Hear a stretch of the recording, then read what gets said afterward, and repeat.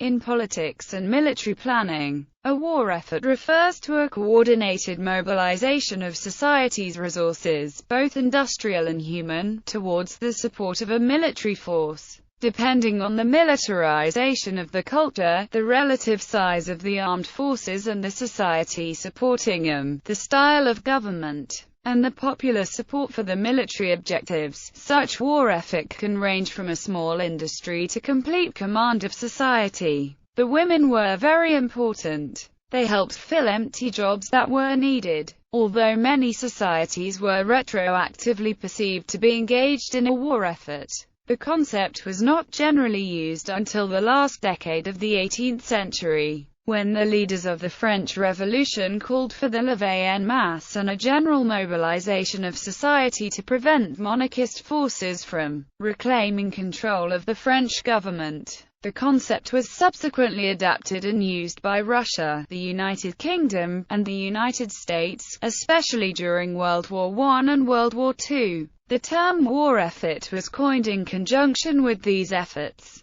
Economy. Although certain societies, especially nomadic raiders and mobile cavalry societies such as the Mongols, specialized in providing war effort-like support for their armies, the idea of a specialized war effort that diverted supplies, means of production, and people to military support came into general use only with the increased specialization of the Industrial Revolution. Previously, most military supplies were either common elements of the economy or specialized instruments produced only for war purposes by industries dedicated to the task. Moreover, in feudal societies, peasants, who were the great majority of the population, often perceived war as the business of the aristocrats, and did not feel especially obliged to make an extra effort to help their country's aristocracy win a war with that of another country. The modern concept of a state belonging to its people carried the concomitant assumption that war was everybody's business and everyone,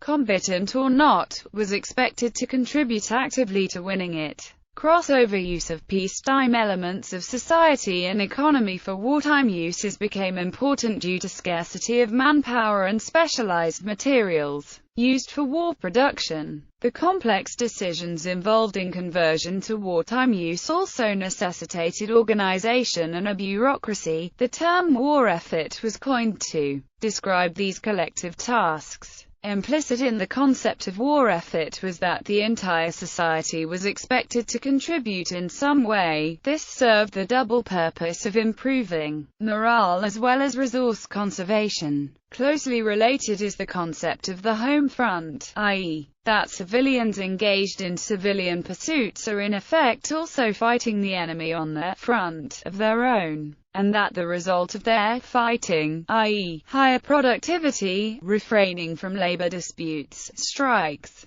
etc., might determine the difference between victory and defeat.